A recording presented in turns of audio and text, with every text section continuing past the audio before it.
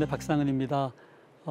생활습관의학에 대해서 지난 시간에 이제 총론적인 말씀을 드렸다면 이제 오늘부터 정말 강론에 들어가서 우리가 어떻게 실천할 수 있느냐, 너무 중요한 시간이죠.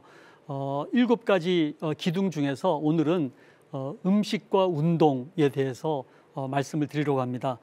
어쩌면은 아마 이 생활습관 중에서 어떤 분들은 이 2가지만 해도 정말 큰 변화가 오다 보니까 이 2가지를 너무 중요하게 생각하는데요. 먼저 음식에 대한 말씀을 좀 드리려고 합니다. 여러분들 이렇게 뷔페에 가면은 이렇게 접시를 주잖아요. 그럼 이제 거기에 음식을 이렇게 담아 오는데 뭐 사람마다 다 종류가 다 다른 걸 담아 오겠죠. 근데 가장 좋은 음식은 그 접시의 반을 채소와 과일로 채우는 거예요. 근데 그 중에서도 채소를 한 70%, 과일을 한 30% 이렇게 반을 채우고, 그럼 나머지 반이 남잖아요. 나머지 반에 그 반쯤은 통곡류, 그리고 나머지 반은 식물성 단백질. 그러면 이게 다 채식이잖아요. 그럼 고기는 어디다 채우냐 그러는데, 이제 우리 젊은 사람들 같은 경우에 실은 고기를 별도 먹지 않아도 식물성 단백질로도 얼마든지 단백질이 보충이 된다고 해요. 그래서 실은 채식 중심으로 하는 것이 훨씬 더 건강에 좋다 하는 것이 이제 과학적으로 많이 밝혀지고 있어요. 그러면 왜 채소와 과일이냐? 제가 지난 시간에는 우리 몸의 세포가 몇 개가 있다 그랬죠? 70조잖아요. 근데 그 세포 수보다 훨씬 많은 세균이 우리 몸에 살고 있어요. 장내 세균이요, 100조. 이 100조 마리의 세균이 이 우리 대장 안에 살고 있는데, 그 세균이 너무너무 중요한 일을 해요. 그래서 그 세균이 다 없어지면 우리가 죽는 거예요. 그 세균이 우리 몸의 모든 면역 기능을 유지하고 있거든요. 그런데 이 장내 세균이 뭘 먹고 사냐면요, 섬유질을 먹고 사는 거예요. 그러니까 채소가 안 들어가면은 점점 이 장내 세균이 줄어들어요.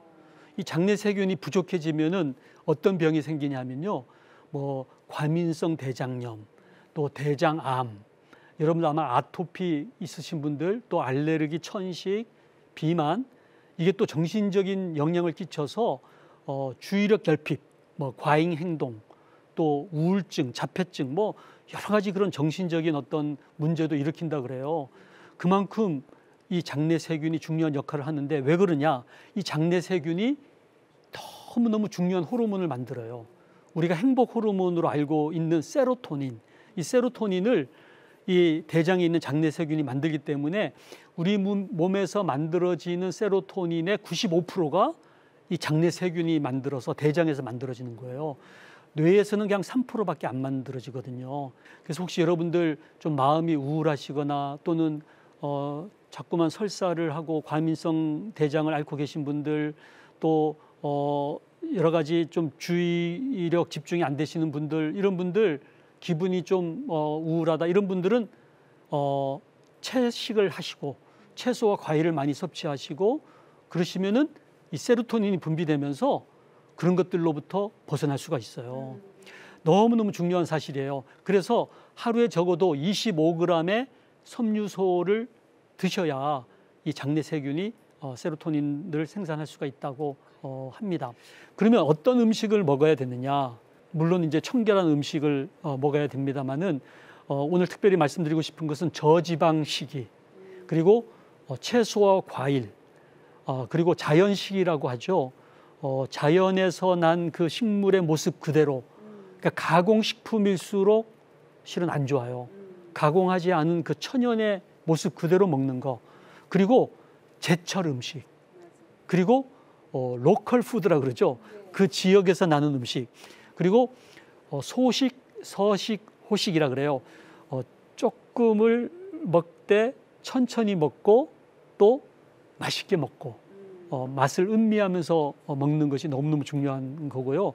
그리고 이것도 습관처럼 규칙적으로 식사 시간을 정해서 식사를 하는 것이 너무너무 중요합니다.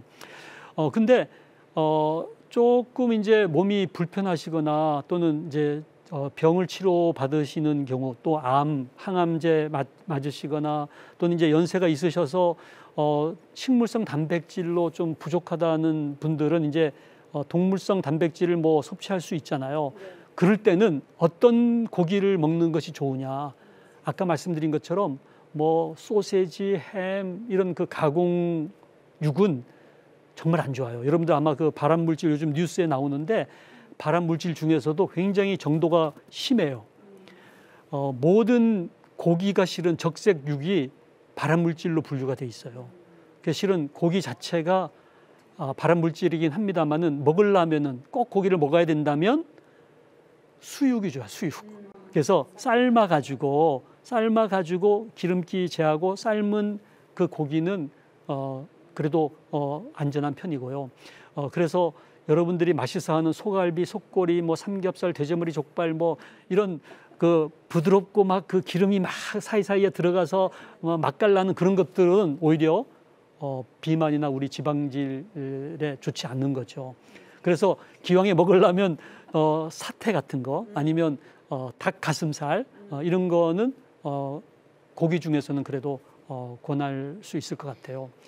또 딱딱한 껍질에 쌓여 있는 갑각류 같은 음식들은 속에 그 콜레스테롤 많아요.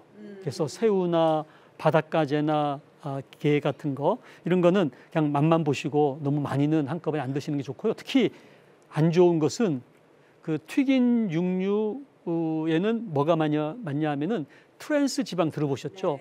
이 트랜스 지방이 다른 지방하고의 차이점은 반감기가 너무 긴 거예요.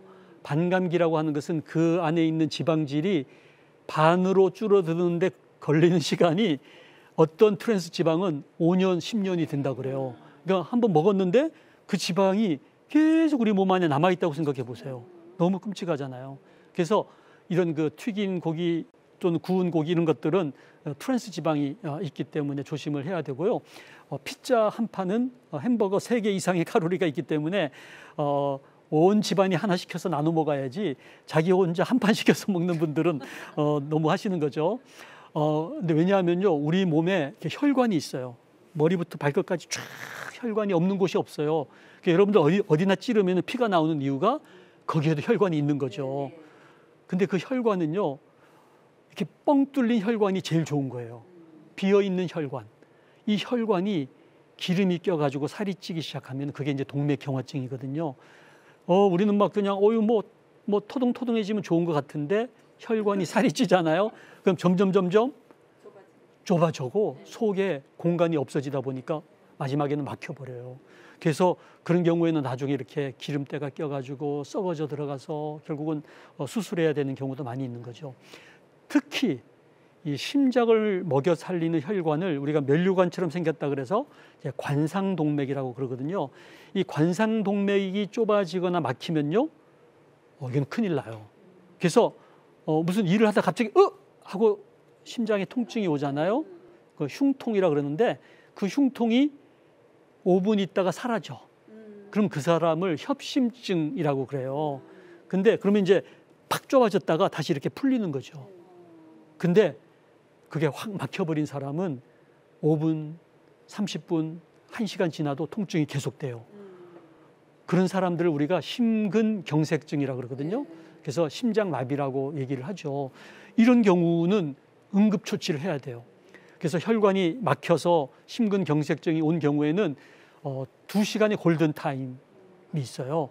그 2시간 안에 이 심장이 썩어져 들어가는 거기 때문에 병원에 오면은 이제 그 스텐트를 넣어가지고 뚫어주거나 아니면은 스텐트를 용수처럼 넣어서 이렇게 혈관을 넓혀주면은 그 사이로 이제 피가 흘러서 심장이 다시금 박동을 하게 되죠. 그래서 반드시 여러분들 사시는 동네에 가까운 병원 중에서 이 스텐트 시술을 할 수 있는 병원을 알아두시는 거예요. 그래서 어떻게든지 그 2시간 안에 골든타임 안에 우리나라가 이 교통체증이 심하다 보니까 결국은 그 골든타임을 놓치는 경우에는 이제 후유증이 많이 생기거나 이제 안타까운 상황을 맞이할 수도 있는 겁니다. 근데 요 논문은 제가 꼭 보여드리고 싶어서 제가 가지고 왔는데요. 이 논문의 내용은 뭐냐면은 그 협심증하고 심근경색증이 걸린 사람을 치료를 하는데 아무 치료도 안 한 그룹하고 거기에다가 지방질을 낮추는 약을 쓴 그룹하고 그다음에 세 번째가 생활 습관을 바꾼 거예요. 아까 말씀드린 음식하고 운동하고 이런 생활 습관을 바꿨을 때 그 세 그룹이 어떻게 될까 비교해 봤더니요. 놀라운 사실은 아무 치료도 안 한 경우에는 혈관의 그 내경, 그 지름이 더 좁아진 거예요. 근데 지방질을 떨어뜨리는 약을 쓴 사람은 한 27% 늘어났어요. 근데 그 약을 쓰지도 않았지만은 생활 습관을 바꾼 사람들은 46%나 그 직경이 넓어진 거예요. 그 다음 사진을 보면 이게 이제 그 내용이거든요. 저렇게 심장을 먹여 살리는 혈관이 좁아져 있었는데 생활 습관을 바꿨더니 3주 후에 저렇게 좋아지고 또 32개월이니까 32개월이면 이제 거의 한 3년 가까이 되잖아요. 2년 6개월쯤 지났더니 완전히 정상으로 회복이 된 거죠. 그래서 야, 생활 습관이 이렇게 관상동맥, 이 심근경색이나 이런 협심증에도 치료에 효과가 있다는 것이 이제 의학적으로 밝혀졌어요. 여러분들 이 세상을 이렇게 보면요, 바다가 많겠어요, 육지가 많겠어요? 바다가 몇 프로죠? 70%. 와, 너무 잘 아시네요. 근데 우리 몸도 70%가 물이에요. 그래서 우리 몸이 잘 움직이려면 뭐가 있어야 돼요? 물이 있어야 돼요, 물이. 특별히 혈관에 피가 흐르려면 뭐가 있어야 돼요? 물이 있어야 피가 흐르잖아요. 그래서 물이 얼마나 중요한지 몰라요. 이 물을 우리 콩팥도 사용을 해서 찌꺼기를 걸러내다 보니까 물을 안 먹으면 콩팥이 망가져요. 여러분들 그 세탁기 돌리는데 물 없이 세탁기 돌린다 생각해 보세요. 안 되잖아요. 그래서 물을 먹는 것이 얼마나 중요한지 몰라요. 그래서 하루에 한 2리터의 물을 마시는데 조금씩 자주 마시는 게 좋고요. 특히 음식 드시고 나서 한 1시간이나 3시간 사이에 물을 마시는 게 좋아요. 식사할 때 물을 많이 마시면 이제 위산이 희석이 되기 때문에 저희가 권하지 않고, 또 저녁 먹고 나서 너무 많이 마시면 수면을 잘 못 자니까 수면이 또 굉장히 중요한 습관인데, 그래서 그런 것들을 고려하셔서 물을 마시는데, 특히 아침에 일어나서 그러면 간밤에 찌꺼기가 쫙 소변으로 빠져나가는 거죠. 아침에 한 컵의 물은 너무너무 소중한 것 같아요. 그래서 음식을 제가 정리를 해보면, 특히 저는 요즘 마음 챙김 식사라 그래가지고요, 그 순간의 생각과 느낌, 감각을 이렇게 느끼면서 식사하는 거예요. 그래서 저는 오늘 아침에도 샐러드를 먹을 때 이제 건포도, 그럼 건포도를 이렇게 쳐다보는 거예요. 먼저 먹지 말고 먼저 이렇게 느껴보는 거죠. 그리고서 입에 넣어가지고 씹지 마시고 한번 이렇게 굴러보시는 거예요. 그 주름진 건포도를 한번 느껴보고요. 그리고 한 입을 탁 베어면은 그 건포도의 즙이 나오잖아요. 또 그 맛을 느껴보는 거죠. 그리고 씹는 소리를 들어보고, 그리고 그 건포도를 씹으면서 그 건포도를 말리느라고 수고했던 그 농부의 그 뜨거운 태양 밑에서의 그 농부의 그 모습을 한번 그려보면서 그러면서 너무너무 그 음식 안에서 느끼는 게 많은 거예요. 그래서 천천히 맛을 음미하면서 음식을 먹으면요, 얼마나 우리 건강에 도움이 되는지 몰라요. 이제 운동에 대한 말씀을 드려야 되는데, 운동을 하면은 뭐가 좋아지는지 아세요? 물론 체력이 증가되는데 특히 심혈관, 사망의 가장 중요한 원인이 심장인데 심혈관 기능, 혈압, 그다음에 체중이 적절하게 감소되고요. 그다음에 뼈가 튼튼해지고 잠이 잘 오고, 그리고 행복 호르몬이 막 분비가 되니까 기분이 좋아요. 아마 여러분들 아침에 이렇게 산책을 하시고 나면 기분이 되게 좋은 거 느끼셨죠? 저도 저희 집 옆에 이제 호수가 있어요. 그래서 호수 한 바퀴를 돌면 만보가 되는데, 저희 집사람하고 이렇게 한 바퀴 호수를 바라보면서 돌고 오면은 너무 기분이 좋고요. 호수 걸으러 갈 때는 5만 가지 걱정 속에 걸었는데 돌아올 때는 그 걱정이 다 없어져. 예, 왜냐하면 이 행복 호르몬이 분비돼요.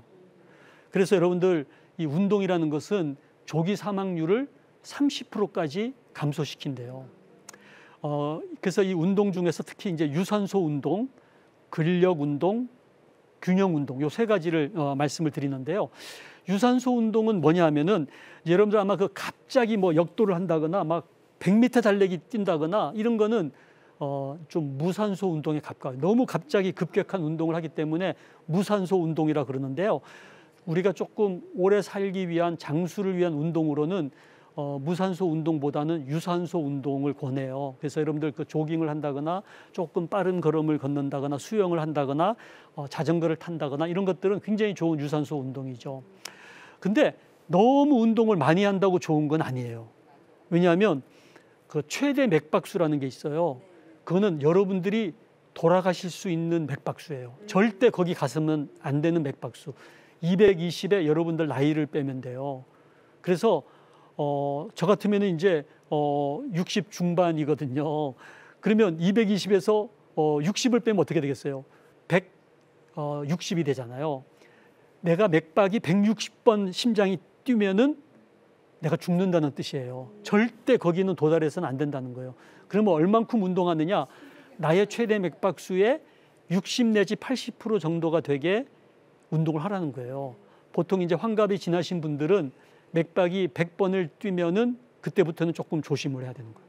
그 자기 나이에 맞는 그런 운동을 하라는 거죠.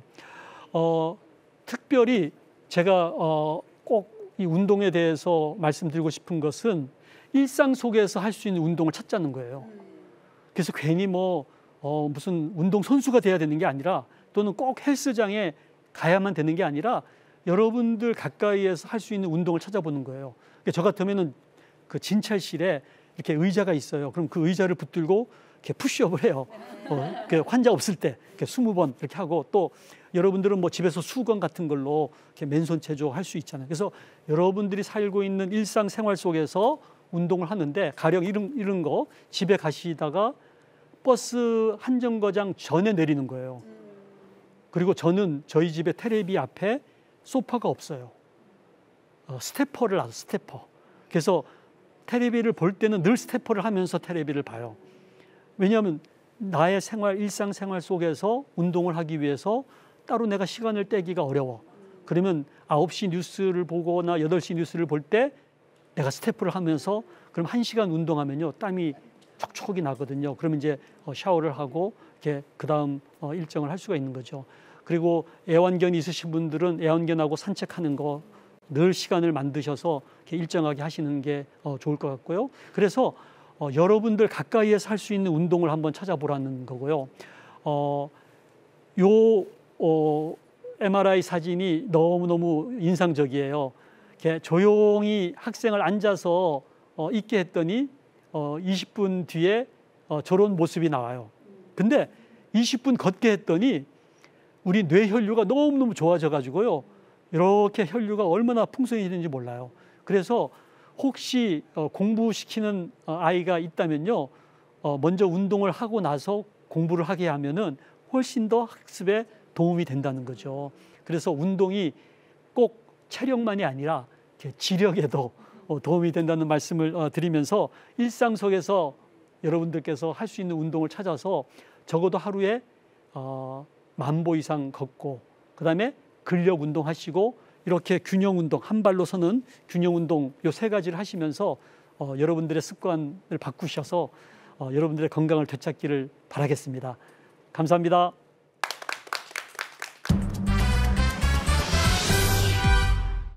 이번 강연도 정말 잘 들었습니다. 감사합니다. 네, 어느 때보다 채식 섭취를 좀 잘 해야겠다는 이런 생각이 드는 강연이었는데요. 그런데요, 이 어르신들 중에서는 너무 이렇게 나물 위주로 드시거나 채식 위주로 드시는 분들이 많잖아요. 그렇다면 단백질이 또 부족할 것 같다는 생각도 드는데 어떻게 이렇게 적절한 균형을 맞춰야 될까요? 그렇죠. 그래서 이 생활 습관은 굉장히 그 개별화가 중요한 것 같아요. 그래서 어떤 질병을 앓고 계시고 또 어떤 연령대에 이제 어떤 영양소가 필요한지를 잘 체크해가지고 이제 거기에 필요한 것들을 좀 추가할 필요는 있거든요. 그래서 이제 채식을 하는 경우에 좀 부족할 수 있는 것이 비타민 B 12번, B12 이런 거는 또 좀 별도의 공급이 필요합니다만은 이제 생활습관 클리닉에서 상담을 받으셔서 그분의 상황에 맞는 좀 처방을 받는 게 또 필요할 것 같습니다. 네, 아무래도 이 사람마다 이렇게 생활 습관이 다르기 때문에 알맞은 그런 식습관이 중요할 것 같습니다. 방청객 어머님 질문 받아볼까요? 평상시에 몸을 많이 움직이면 따로 운동을 시간 내서 안 해도 되나요? 예, 그런 질문을 많이들 하세요. 특히 이제 그 노동하시는 어르신들도 계시고 또 요즘 뭐 이제 택배하시는 분들도 계시고 몸을 많이 특히 이제 주부들도 몸을 많이 움직이시는데 늘 하시던 일을 하실 때 사용하는 근육은 또 제한돼 있다 보니까 조금은 더 폭넓은 또 근육을 사용할 필요가 있거든요. 그래서 그 활동하시는 것, 직업적으로 하시는 일이나 또는 집안일 하실 때 쓰던 근육 외에 별도의 운동이 필요하다고 생각이 돼요. 그렇지만 너무 무리하게 할 건 아니고 평상시에 그런 움직임 자체는 좋은 거거든요. 그래서 어떤 육체적인 노동이나 일 이런 것들을 직업적으로 하시는 건 굉장히 좋은 거고 거기에 덧붙여서 쓰지 않는 근육을 같이 좀 운동으로 이렇게 풀어주는 게 필요한 것 같습니다. 네, 알겠습니다. 원장님, 오늘 강연 중에 시청자 여러분들께서 꼭 기억하면 좋을 한 가지 어떤 게 있을까요? 음식이 보약이다 이런 말씀하잖아요. 정말 우리가 먹는 게 이게 다 우리의 피가 되고 살이 된다는 말씀이 정말 맞는 말씀인 것 같아요. 그래서 아무거나 함부로 먹어서는 안 되고 제가 지난 시간에 말씀드린 것처럼 우리 세포하고 얘기해 보시고 정말 우리 몸의 세포들이 받고 싶어하고 그들이 너무 힘들어하지 않을 좋아할 그런 음식으로 채우는 것이 참 필요하다고 봐요. 네. 그래서 저는 좀 가급적 우리가 너무 육류에 그동안 익숙해져 있다 보니까 너무 좀 채소 과일이 부족했기 때문에 그쪽을 조금 더 강조드리고 싶습니다. 네. 다음 시간에는 또 어떤 유익한 강연이 기다리고 있을지 정말 기대가 되는데요. 다음은 어떤 주제인가요? 다음은 정말 중요해요. 잘 자고 네. 더 사랑하라 이런 제목을 붙여봤는데요. 특별히 7가지 습관 중에서 중간 토막 3가지인데요. 중독에는 뭐 별의별 게 다 들어가잖아요. 그다음에 수면, 잠자는 거, 네. 그리고 스트레스. 만병의 원인이라고 하는 이 스트레스, 이 3가지에 대한 말씀을 드리도록 하겠습니다. 네. 중독, 수면, 스트레스 정말 관심이 가는 주제인데요. 다음 강연도 기대하는 마음으로 기다리겠습니다. 감사합니다. 함께해 주신 시청자 여러분 고맙습니다. 오늘도 주님 안에서 승리하는 하루, 건강한 하루 보내시고요. 저희는 다음 시간에 인사드리겠습니다. 감사합니다.